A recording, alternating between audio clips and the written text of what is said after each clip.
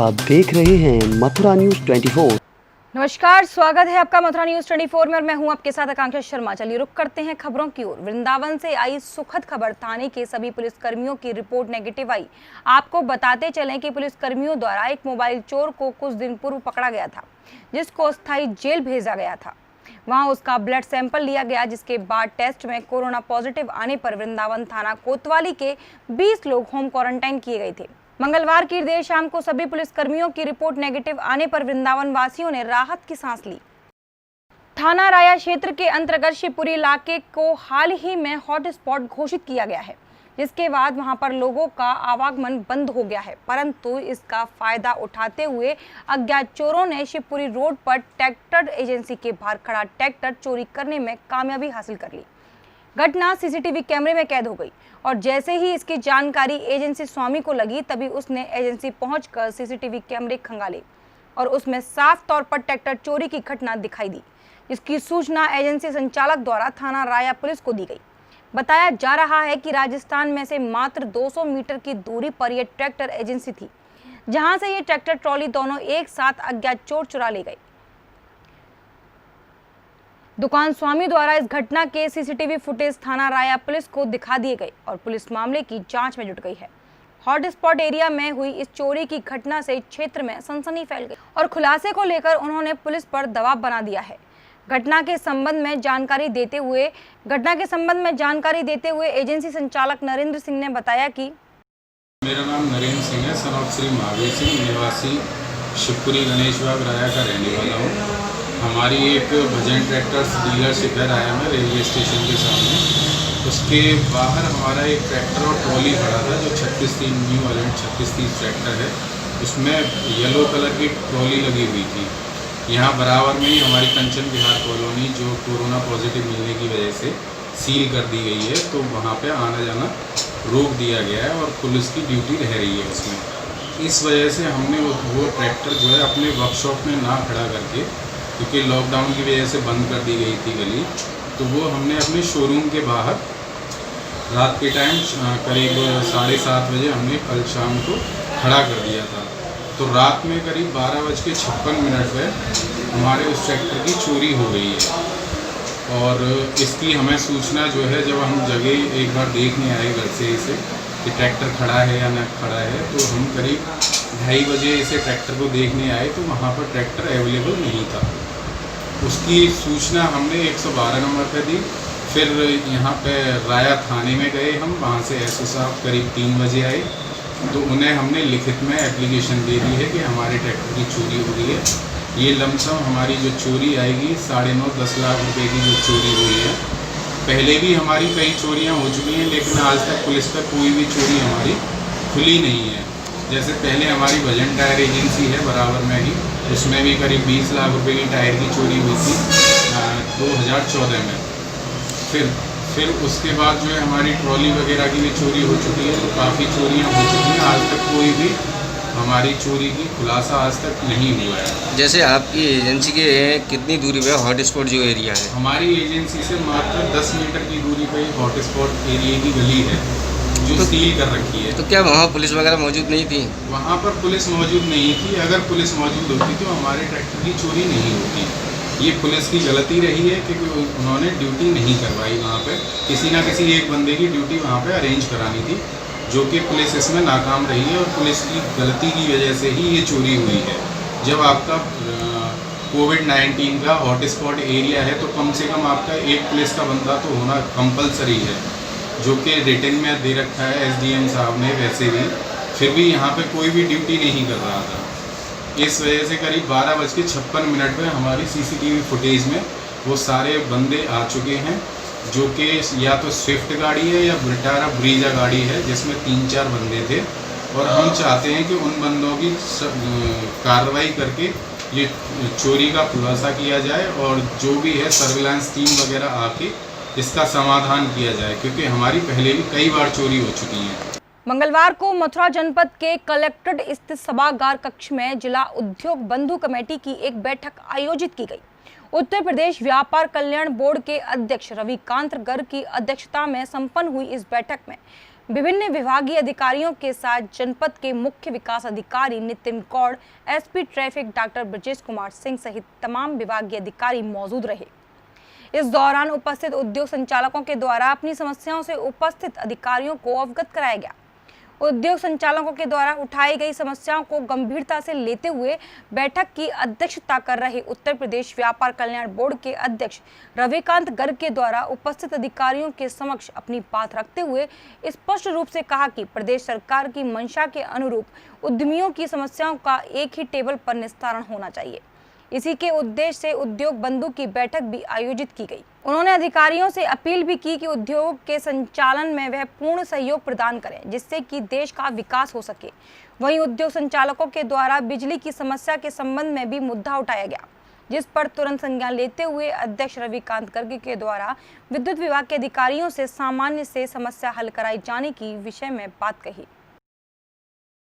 जिला उद्योग बंधु समिति की यह बैठक जो सरकार के द्वारा गठित है और इसका सरकार का उद्देश्य है उद्यमियों को आने वाली समस्याओं का निराकरण करना, उनकी सहायता और सहयोग करना।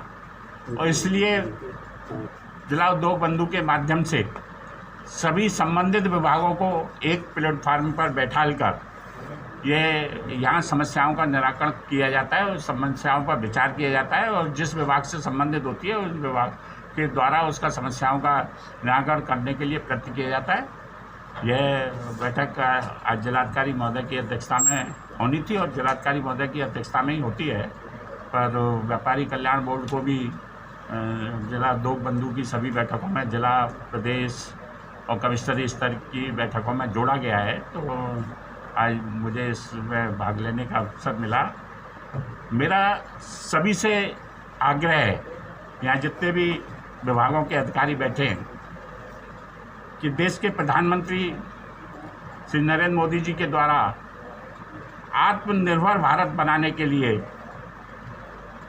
प्रयास प्रारंभ किए गए हैं और उसके लिए ये कोरोना का अवसर जो हम लोगों के लिए बहुत बड़ी संकट लेकर आया है, सारे भारतवासियों के लिए, विश्व के लिए और हर वर्ग के लिए संकट लेकर आया है।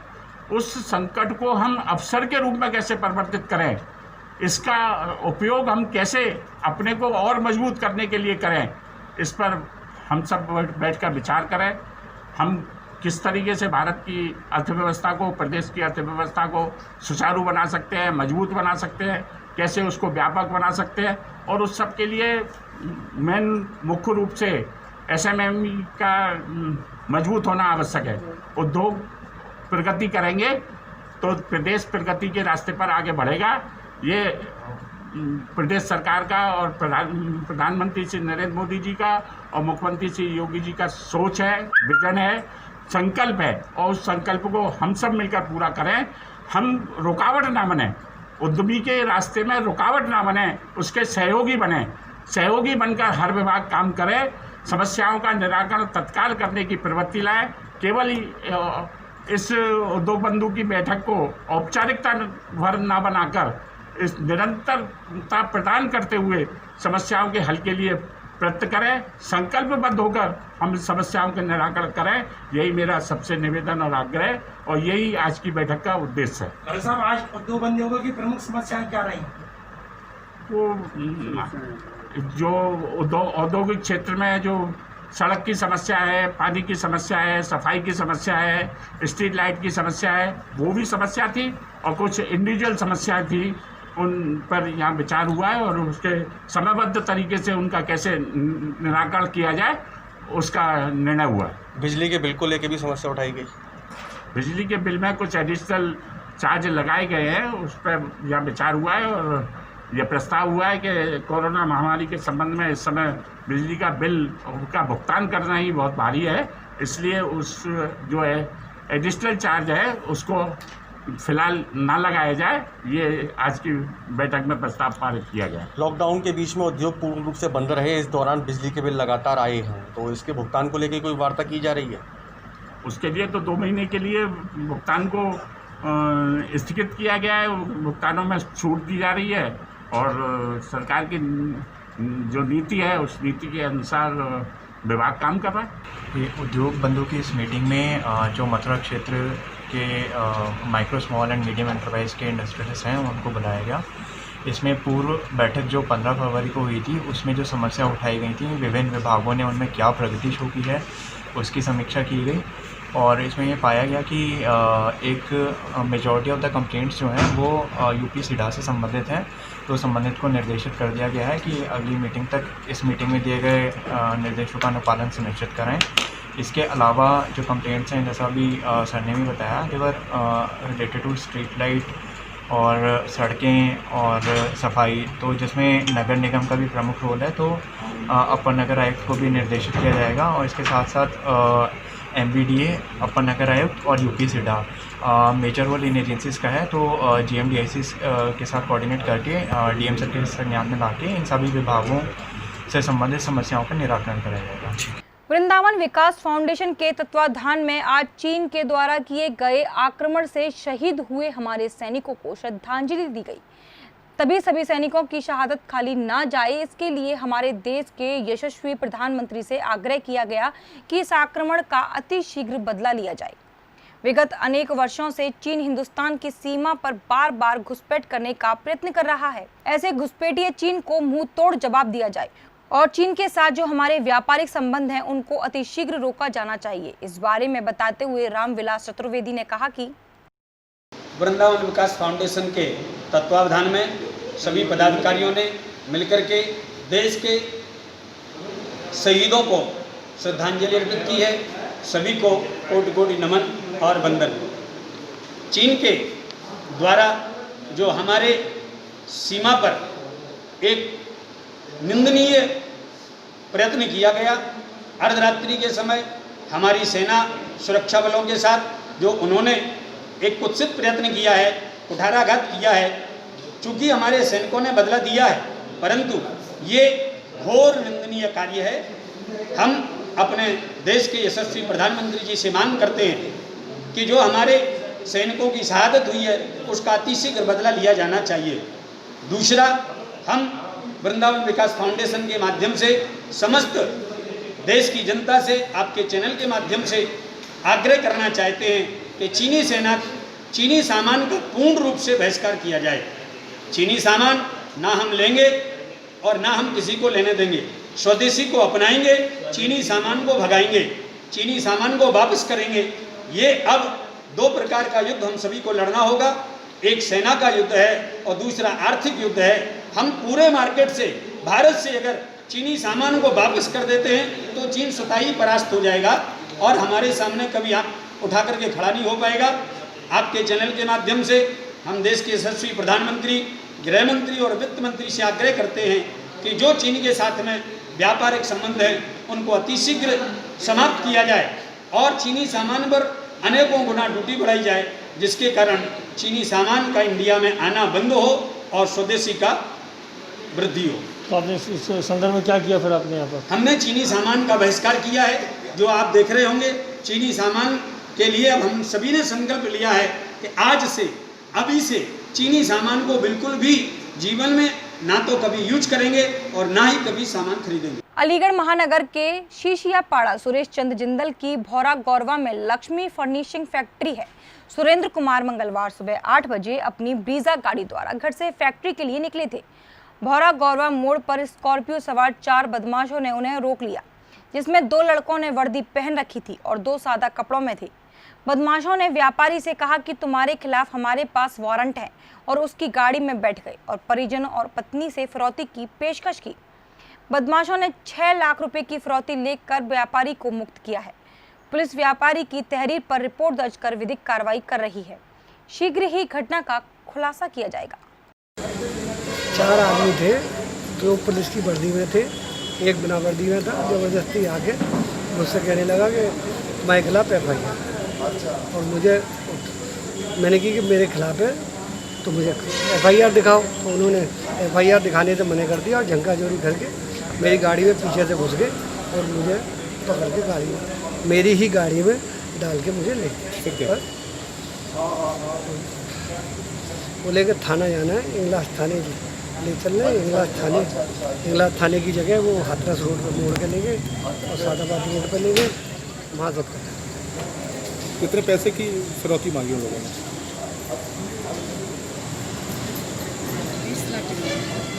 20 लाख की कह रहे थे, 20 लाख में हम चंबल बेचेंगे तुम। कितने लोग थे? क्या हथियार भी थे उनके पास? हथियार थे उनके, रिवाल्वर है थी। फिर उसके बाद क्या हुआ? उसके बाद उन्होंने कहा कि अपने घर से फ़ोन करो, फ़ोन करने पे उन्होंने पैसे मांगे। मैंने उनसे बहुत रिक्वेस्ट करी थी कि पैसे है ना कम कर लो इस बात की। तो पहले कितने रुपए मांगे थे? पहले 20 लाख। कितने में बात हो गई फिर आपकी? मैंने कहा मुझे पैसे नहीं है, फिर 5 लाख की मैंने वापस किए, क्योंकि 5 लाख का तो मैं अपने भाई से ला के दे दूँगी, मुझको और पैसे नहीं है। तो कितने पैसे लगे आपसे? मैं है ना 5 लाख लेके गई थी, 1 लाख मेरे अपने अलग पर्स में थे, वो भी उन्होंने छीन लिए। 6 लाख रुपए लगे? 6 लाख। पति के साथ में आपके साथ मारपीट भी की उन्होंने? मेरे पति के साथ में उन्होंने ऐसा बहुत झापड़ बजाए हैं, लातें मारी हैं, क्योंकि मेरे हस्बैंड ने छूटने की कोशिश करी थी, तो इस वजह से उन्होंने कुछ चाटे बजाए हैं, और जिससे उनका काफ़ी है ना, और वो हार्ट के पेशेंट है, उसमें उनके हाथ में भी काफ़ी दर्द है। इगलास थाना क्षेत्र में पड़ता है, इगलास अलीगढ़ इगलास रोड पर।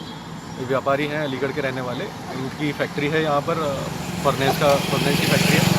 इनके साथ ये सुबह घटना हुई थी, जिसमें कि इनके जब ये सुबह फैक्ट्री की तरफ जा रहे थे तो इन्होंने बताया कि एक स्कॉर्पियो में कुछ 3-4 लड़के थे, जिसमें से दो ने वर्दी पहनी हुई थी और 2 ऐसे ही थे। उन्होंने इनको जो है ये बोलकर कि आपके खिलाफ हमारे पास वारंट है, इनको इनकी गाड़ी में बैठ गए और फिर इनसे जो है फिरौती वसूल की। इनकी पत्नी को बताकर उन्होंने इनको अगर पैसे दिए, तो ये सूचना हमारे पास है, हमने कंप्लेंट ले ली है और अभी प्रिलिमिनरी हम लोग जांच कर रहे हैं। जो भी इसमें सच्चाई निकल के आएगी उसके बाद आगे कार्रवाई की जाएगी। सर बताया जाता है 6 लाख रुपए लेके फिरौती लेके छुड़ा गया है। हाँ, यही उनकी पत्नी जो है 6 लाख रुपए लेके आई थी, उनके द्वारा बताया गया। दुकान खोलने जा रहे दुकानदार के साथ एक व्यक्ति ने चाकू का भय दिखाकर 4,800 रुपए की लूट कर ली। विरोध करने पर चाकू के वार से उस व्यक्ति का हाथ व उंगलियां कट गईं, जिसकी रिपोर्ट पुलिस थाने में पीड़ित ने दी है। पीड़ित भारत भूषण पुत्र रमेश चंद्र गुप्ता ने पुलिस में दी रिपोर्ट में बताया है कि उसकी बस स्टैंड पर परचून की दुकान है। वह अपने रिहायशी घर से प्रतिदिन की तरह पैदल फुलवाड़ी में होकर अपनी परचून की दुकान खोलने के लिए जा रहा था। वहीं सुबह 8:30 बजे फुलवाड़ी में स्थित मंदिर के पास कुआं पर पहुंचा तो राजेंद्र पुत्र गोविंद खाती निवासी फुलवाड़ी गेट के पास कस्बा व्यर्थ हाथ में चाकू लेकर उसके पास लूटने के इरादे से आया और चाकू का भय दिखाकर उसके 4,800 रुपये निकाल लिए। इसका विरोध करने पर उसके हाथ पर चाकू से वार कर दिया, जिससे पीड़ित का हाथ व उंगलियां कट गईं। पीछे से आ रहे उसके छोटे भाई अनुज कुमार को देखकर आरोपी राजेंद्र रुपए लेकर भाग गया। पीड़ित ने सीएससी में उपचार कराया। थाना वृंदावन जैन चौकी के अंतर्गत ग्राम भादल के वांछित अपराधी को कोरोना पॉजिटिव पाए जाने के बाद से गांव को हॉटस्पॉट घोषित कर दिया गया। इसके बाद पॉजिटिव अपराधी के परिवारजनों ने हॉटस्पॉट क्षेत्र में जाकर पुलिस के साथ अभद्रता की, जिस पर वहां मौजूद पुलिस वालों ने कंट्रोल रूम को सूचित किया। कंट्रोल रूम से पहुंची पुलिस ने मौके पर 7 अपराधियों को हिरासत में ले लिया और हॉटस्पॉट क्षेत्र में किसी भी तरह की मनमानी ना हो सके, इसके लिए अधिक पुलिस बल तैनात किया गया। इस बारे में जानकारी देते हुए वरिष्ठ पुलिस अधीक्षक डॉक्टर गौरव ग्रोवर ने बताया कि जनपद मथुरा के थाना वृंदावन में जैन चौकी क्षेत्र के बधालिच्छा गांव में विगत दिनों में एक संजय नाम का व्यक्ति टेस्टिंग के दौरान पॉजिटिव पाया गया था। उसी दिन से ये व्यक्ति फरार चल रहा है। मेडिकल प्रोटोकॉल के अनुसार उस गांव के उस एरिया को कंटेनमेंट जोन घोषित करते हुए सील किया गया है। आज दिनांक 16 मई को शाम को 6:30 बजे कुछ व्यक्ति 10 से 12 की संख्या में अपने आप को उसी संजय का रिश्तेदार बचाते हुए वहां पर पहुंचे। उनके द्वारा बलपूर्वक जो कंटेनमेंट जोन है सील एरिया में घुसने का प्रयास किया गया। मौके पर मौजूद पुलिस फोर्स द्वारा उनको रोका गया। पुलिस फोर्स के साथ भी उनके द्वारा अभद्रता की गई, नारेबाजी की गई। सूचना पाते ही हमारे उच्च अधिकारी और अन्य फोर्स के साथ मौके पर पहुंचा गया। 7 लोगों को उसमें हिरासत में लिया गया है। मौके पर शांति व्याप्त है। पुलिस फोर्स को वहां पर तैनात किया गया है और आगे की विधिक कार्रवाई की जा रही है। अनलॉकडाउन 1 में अब श्रद्धालु भगवान के दर्शन तो नहीं कर पा रहे हैं, लेकिन नगर की पंचकोसी परिक्रमा लगाकर पुण्य लाभ अर्जित कर रहे हैं। आषाढ़ मास की कृष्ण पक्ष की योगिनी एकादशी पर प्रातः काल से ही भक्त तीर्थ नगरी की परिक्रमा देते हुए दिखाई दिए। कुछ भक्तों के हाथों में माला झोली तो कुछ भक्त संकीर्तन करते हुए परिक्रमा दे रहे थे। साथ ही योगिनी एकादशी पर परिक्रमा देने का अत्यधिक महत्व बताया गया।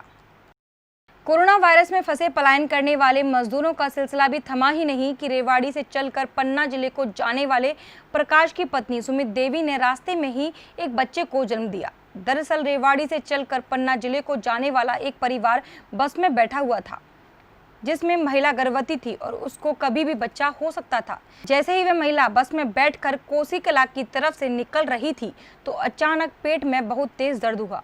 उसके चिल्लाने पर बस ड्राइवर ने बस को कोसी कला बाईपास पर रोक दिया। जैसे ही महिला को उतारा तो महिला ने वहीं एक बच्चे को जन्म दे दिया। इसकी सूचना पर आसपास के लोगों ने तुरंत एम्बुलेंस को बुलवाया और उसे कोसी के सरकारी हॉस्पिटल में भर्ती करा दिया, जहां पर डॉक्टरों ने उसे देखा और दोनों मां बच्चों को सही बताया। जब हमने उस महिला के पति से बात की तो उसने बताया कि रास्ते में कहीं पे बच्चा हो गया था, यहाँ मैंने देखा बच्चा दोनों सही है और अभी ये घर जा रहे हैं, बच्चे के इंजेक्शन वगैरह करते हैं, माँ को भी चाय बिस्किट वगैरह दे दिए, खाना वाना। वैसे बच्चे कोई किसी प्रकार की दिक्कत नहीं है? कोई नहीं है। थोड़ा सही से क्लेम कर दिया मैंने, वो सही नहीं था। अच्छा, और कुछ नहीं। बाकी ठीक है, ओके, सब चीज़ सब सही है। लड़का हुआ क्या है, मतलब क्या बात हुई थी रास्ते में? रास्ता में डिलीवरी हो गया। रास्ता में कैसे? बस में बैठी तो पेट दर्द करने लग गया, तो उतरते ही में हो गया डिलीवरी। कोसी में उतरते में हो गया? रोड पे ही हो गया? हाँ, उतरते। तो हॉस्पिटल कैसे आए आप? पर वहाँ गाड़ी नंबर लगाया है 108 नंबर। अच्छा, एम्बुलेंस की गाड़ी आई। अच्छा, ले आई। तो अब बच्चा ठीक है आपका? हाँ, बच्चा ठीक है। तो अब कहाँ जाओगे सीधे? अब जाना है पन्ना जिला। दोनों ठीक है, बच्चे और माँ उसकी? हाँ, बच्चे तो ठीक है। क्या हुआ है? लड़का हुआ। बुधवार को गोकुल नगर पंचायत में 3 मनोनीत सभासदों को उप जिलाधिकारी महावन IAS जगप्रवेश द्वारा पद व गोपनीयता की शपथ दिलाई गई। इस दौरान उनके साथ नगर पंचायत अध्यक्ष बनी गोकुल संजय दीक्षित मौजूद रहे। सरकार द्वारा मनोनीत करके भेजे गए सभासद शुभम चतुर्भुज, दिवाकर और नवल पांडे को SDM द्वारा सभा कक्ष में सोशल डिस्टेंसिंग का ध्यान रखते हुए शपथ दिलाई गई। इस संबंध में जानकारी देते हुए SDM महावन द्वारा बताया गया कि आज शासन से जो हमारे मनोनीत सभासद हुए थे वो हमारे 3 सभासद आज उनको शपथ दिलाई गई है। एक हमारे नवल पाठक जी हैं, एक पूर्व सभासद चतुर्भुज दिवाकर जी हैं, एक शुभम सरदार हैं। इन तीनों सभासदों ने आज SDM महोदय के निर्देशन में यहाँ अपना शपथ ग्रहण उनका बहुत ही हमने कोरोना के चलते बहुत ही सूक्ष्म किया था और आप देख ही रहे होंगे ना कोई फूल माला है ना कुछ है, क्योंकि अभी आज से 2-4 दिन पहले नगर निगम में जो हुआ था कोरोना मरीज होने के कारण, तो अभी सब लोगों को सोशल डिस्टेंस का पालन भी करना है, इसलिए हमें आज सूक्ष्म रूप में ही। कुल कितने सभासद हो गए? सभासद उस समय सिर्फ 4-5 लोग थे। अब टोटल सभासद कितने? अब हमारे नगर पंचायत में 13 सभासद हो गए इस समय। उन तीनों को मिला? पहले 10 थे, अब ये 3 और आ गए, तो अब ये हमारे 13 सभासद हो गए। आज गोकुल नगर पंचायत क्षेत्र में हमारे जो 3 सभासद हैं जिनको मनोनीत किया गया है, उन्होंने आज शपथ ग्रहण की। उन्होंने भगवान को और संविधान को साक्षी मानकर इस चीज़ की शपथ ली कि वो अपना कार्य पूर्ण कर्तव्य निष्ठा और बिल्कुल ईमानदारी से करेंगे, सच्चाई से करेंगे और लोगों के भले के लिए करेंगे। तो आज उसी का कार्यक्रम सक्सेसफुल तरीके से यहाँ पे आयोजित हुआ, जिसमें सोशल डिस्टेंसिंग और जितने भी हमें कोरोना से संबंधित गाइडलाइन उसका पूरा ध्यान रखा गया और इसी के साथ ये कार्यक्रम अच्छे तरीके से संपन्न। सामाजिक संगठनों के लोगों ने आज कृष्णानगर बिजली घर के पास चीन के राष्ट्रपति शी जिनपिंग का पुतला दहन किया। चीन से सेना की शहादत का बदला लेने और चीन सामान के बहिष्कार की मांग की। वहीं समाज सेवी ताराचंद गोस्वामी ने कहा कि धोखेबाज चाइना हमेशा से धोखा देता आया है। 20 जवानों को धोखे के साथ इन लोगों ने घात लगाकर ईंट पत्थर और सरियों से हमला कर हत्या की। देश के शहीद हुए 20 नहीं 20 लाख 20 करोड़ 20 अरब के साथ यह भारत देश उन शहीदों के साथ खड़ा है। हमारी मांग यही है कि ये धोखेबाज, ये चाइना हमेशा से धोखा देता आया है। हमारे 20 जवानों को धोखे के साथ में इन लोगों ने घात लगाकर ईंट पत्थरों से सरियों के साथ में इन्होंने हत्या की। वो देश के शहीद हुए वो 20 नहीं, वो 20 लाख 20 करोड़ 20 अरब के साथ में ये भारत देश उन शहीदों के साथ में खड़ा है। और आपके चैनल के माध्यम से हम योगी जी को और मोदी के सरकार को बताना चाहते हैं, अरे आप तो एक तरफ कहते हैं कि शांति की वार्ता हो, ये शांति की कहाँ वार्ता हो रही है? यहाँ तो हमारे जवान रिहत्तों को मारा जा रहा है। हमने यहाँ पर आज जीपी का पुतला दहन किया है और इसीलिए किया है कि चाइना सरकार होश में आओ, नहीं तो हम ईट का जवाब पत्थर से देंगे। वैश्विक महामारी के चलते अपनी जान जोखिम में डालकर कोरोना जैसी लाइलाज बीमारी के संभावित खतरे के मध्य बिना अपनी जान की परवाह किए अपनी ड्यूटी पूरी कर आम लोगों को सुरक्षा मुहैया कराने वाले पुलिसकर्मी और चिकित्सक कोरोना वॉरियर्स के तौर पर पहचाने जा रहे हैं। ऐसे ही कोरोना वॉरियर्स के तौर पर तमाम स्वयंसेवियों और सामाजिक संगठनों के द्वारा उनका जगह जगह सम्मान समारोह किया गया। इसी श्रृंखला में बुधवार को मथुरा जनपद के फायर ब्रिगेड कार्यालय पर फायर ब्रिगेड कर्मियों का सम्मान कर उनका उत्साहवर्धन किया गया। राष्ट्रीय युवा हिंदू वाहिनी के बैनर तले कार्यकर्ताओं के द्वारा मुख्य अग्निशमन अधिकारी प्रमोद शर्मा सहित सभी अग्निशमन कर्मियों का पटुका पहनाकर एवं तालियां बजाकर सम्मान किया गया। जैसा कि आप सभी लोग जानते हैं, आज के दिन हम लोगों ने कोरोना वॉरियर्स के रूप में जो सम्मान दिया है, कोरोना वैश्विक महामारी के दौरान जो फायर ब्रिगेड टीम है, स्वास्थ्य कर्मी हैं और अनेकों वर्ग हैं जो अदृश्य योद्धा हैं, जिनके बारे में कहा नहीं जा सकता, लेकिन उन्होंने अपने घर बैठे जो हमने योगदान दिया है इस कोरोना जैसी वैश्विक महामारी में हम लोग उनका राष्ट्रीय अभिवादन करता है और तहे दिल से शुभकामना देता है कि वो अपनी सेवा निरंतर ऐसी बरकरार बनाए रखें और हमारे मथुरा जिलावासियों का ऐसी सहयोग प्रदान करते रहें। धन्यवाद देना चाहूँगा यहाँ आने के लिए। मेरा नाम रविंद्र कौशिक, जिला उपाध्यक्ष राष्ट्रीय युवा हिंदू वाहिनी से। जैसा कि आज सभी लोगों ने देखा, आज हमने फायर डिपार्टमेंट का जो सम्मान का एक प्रोग्राम रखा था, क्योंकि हमारे दिल में कहीं ना कहीं ये भावना के साथ हमारी नैतिक जिम्मेदारी भी बनती है। जिन लोगों ने आज ऐसी आपातकालीन स्थिति में कोरोना से लड़ते हुए कोरोना योद्धा जो कोरोना वीर हैं हमारे समाज को, हमारे लोगों को बचाने के लिए, जनपदवासियों को बचाने के लिए जिस प्रकार से वो अपनी सेवाएं दे रहे हैं, उनके सम्मान के साथ साथ सहयोग करना हमारी नैतिक जिम्मेदारी बनती है।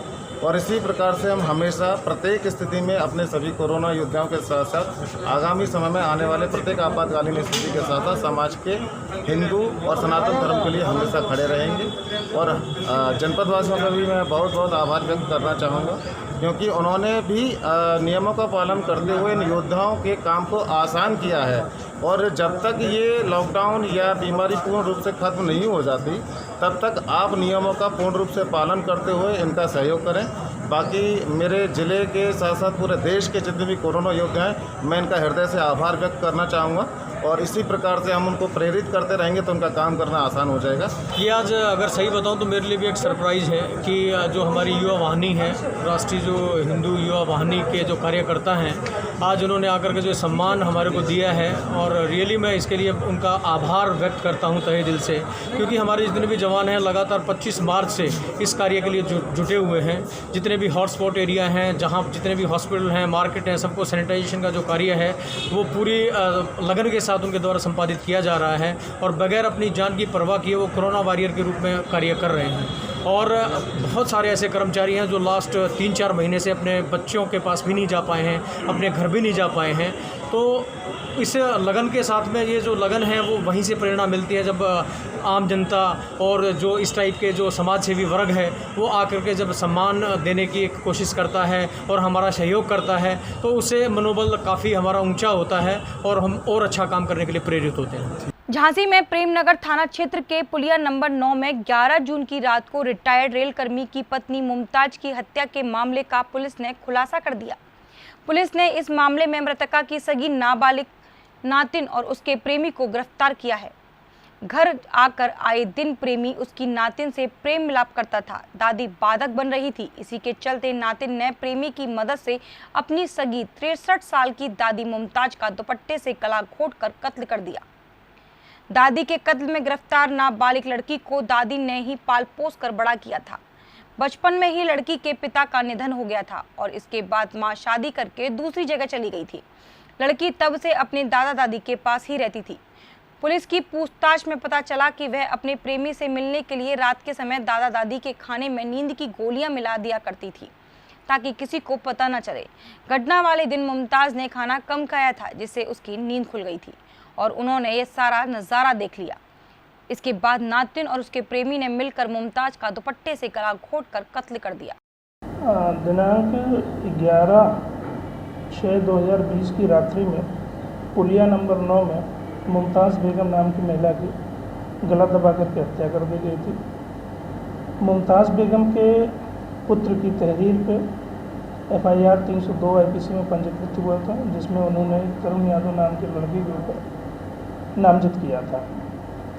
घटना की तहकीकात की गई तो ये तथ्य निकल कर के आया कि उसी परिवार की एक लड़की से तरुण यादव के प्रेम प्रसंग चल रहे थे। ये हत्या बेसिकली अवैध प्रेम प्रसंगों के चलते की गई है। अभियुक्त तरुण यादव उस रात में घर आए थे, पुलिया नंबर 9 में उस महिला के घर आए थे और मृतका ने लड़की और लड़के को आपत्तिजनक स्थिति में देख लिया था, जिसके कारण उसकी हत्या कर दी गई थी। दोनों अभियुक्तों को गिरफ्तार करके जेल भेजा जा चुका है। अन्य विवेचनात्मक कार्रवाई की जा रही है। हाल ही में चीन के द्वारा भारतीय सैनिकों पर किए हमले के विरोध में अलीगढ़ के कांग्रेस युवा मोर्चा के पदाधिकारियों द्वारा घंटाघर स्थित मार्ग पर प्रदर्शन किया गया। प्रदर्शन के उपरांत युवा कांग्रेस के पदाधिकारियों के द्वारा चीन का झंडा भी जलाया गया, जिससे उनकी भारत सरकार से मांग की कि सरकार इसका जवाब सख्त से सख्त कदम उठाकर दे। साथ ही चीन को याद रहे कि भारतीय सैनिकों पर हमला करना कितना नुकसानदायक हो सकता है। आज हमने प्रदर्शन इस वक्त उसका किया है धरना। ये जो हमारे 3 शहीद हमारे धोखाधड़ी से चीन ने जो उसमें धोखे दे के हमारे शहीद कर दिए हैं, पहले तो मैं उनको भगवान से प्रार्थना करता हूँ कि जो उनके आत्मा को शांति दे, परिवार को शक्ति दे। जो कि हमारे प्रधानमंत्री 56 इंच का सीना दिखाते हैं, जो चाइना में जाके चाउमीन खाते हैं। क्या हो रहा है ये हमारे देश में? हमारे देश से बार बार क्यों झूठ बोला जा रहा है? कितने शहीद कराएंगे हमारे देश में नौजवानों को? आज हमने चीन का जो है नक्शा चलाया है, उसका झंडा, और हम लोगों ने आज प्रदर्शन किया है अलीगढ़ कांग्रेस ने एवं युवा कांग्रेस ने। हम लोग ये मांग करते हैं यदि केंद्र की सरकार जो है इन लोगों को ऐसी स्थितियों को अगर संभालने में नाकाम है तो फिर वो कांग्रेस को पुनः जो है इस देश को सौंप दे।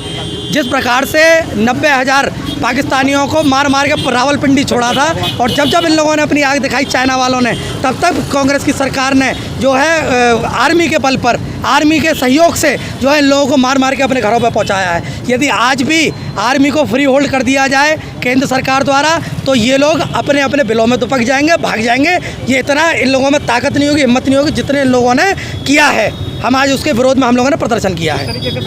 ये हमने प्रदर्शन किया है, आज उसके खिलाफ नारेबाजी करी और उनका जो है झंडा जलाया है हमने चीन का। अभी तक के लिए सिर्फ इतना ही। मुझे दीजिए इजाजत, फिर मिलेंगे नई खबरों के साथ। नमस्कार।